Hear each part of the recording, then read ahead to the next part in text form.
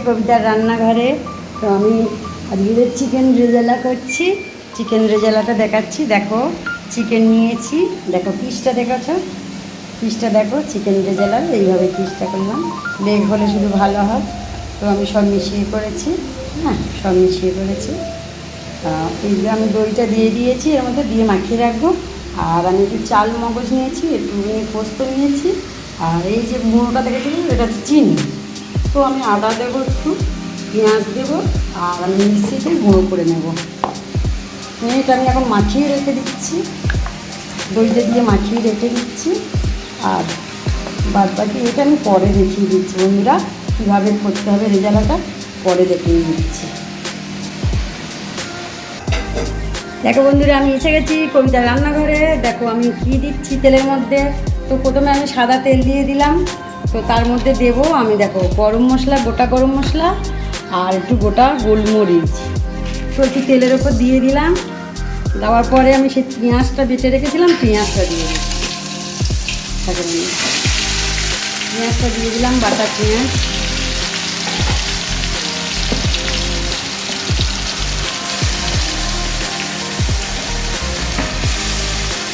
দেখো অনেকটা তো চিকেন, চিকেনটার মধ্যে অনেকটাই দিতে হবে একটু পেঁয়াজ, আর 5টা পেঁয়াজ দিলেই হবে। তো পেঁয়াজটা একটু ভাজা ভাজা হবে।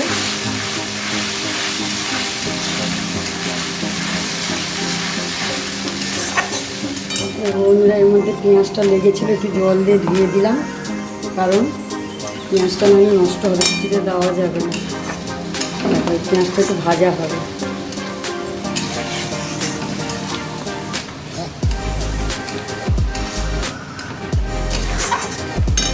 তারপর যে আমি বেটে রেখেছিলাম যে চালমগজ আর পোস্ত, আর ওটা কী দিলাম আমি, আদাটা দিলাম, দিয়ে একসঙ্গে বেটে রেখে দিয়েছিলাম। তো ওটা আমি দেবো, এটা একটু ভাজা হয়ে যাক, লাল হয়ে যাক।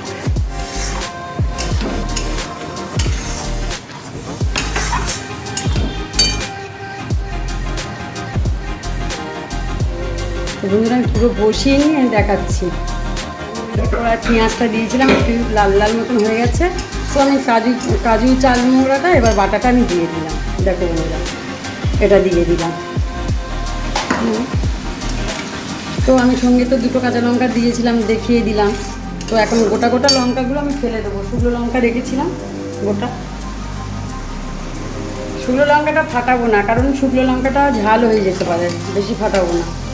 পিছনটা শুধু কেটে নিলাম কাঁচি দিয়ে, গোটাগুলো গোটাই রয়েছে, দেখতে সুন্দর হয় বলে। দেখো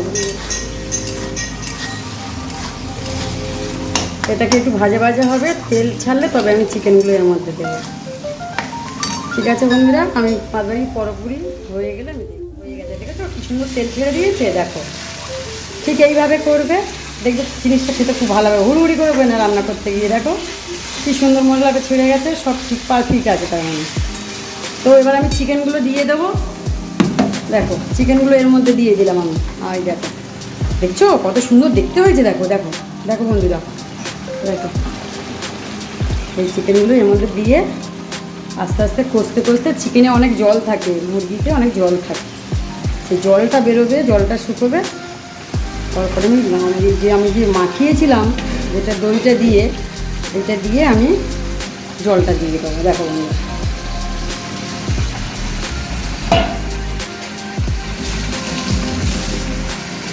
দেখছি বন্ধুরা।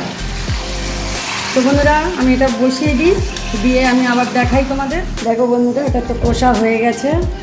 দেখো দেখছো কত সুন্দর তেলটা ছেড়ে দিয়েছে। এবার আমি একটু জল দিয়ে চাপা দেবো, কারণ অল্প জল দিতে হবে। দিয়ে চাপা দিলে সিদ্ধ হয়ে গেছে, কিন্তু জলটা না দিলে মশলাটা ঠিকঠাক হয় না। এটা একটা রেজালা, রেজালার মধ্যে আমি দিয়ে দিচ্ছি একটুখানি কসুরি মেথি। তো হয়ে গেলে আমি এটা আবার উপরে দিয়ে চাপা দিয়ে দেবো। এখন দিয়ে দিলাম, দিয়ে দেখো জলটা দিয়ে একটু, এই জলটা ফুটনো জল ছিল, জলটা দিয়ে দিলাম। তো এটা হবে এখন।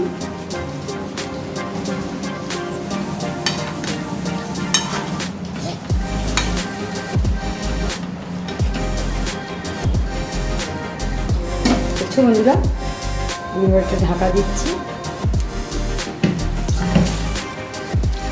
রোজকার রান্না আমি অত ফিনিশিং করে ঢাকা দিতে পারি না, তো একটা গামলা আমি চাপা দিয়ে দিলাম, দিলে হাওয়া বেরোবে না এর মধ্যে দিয়ে।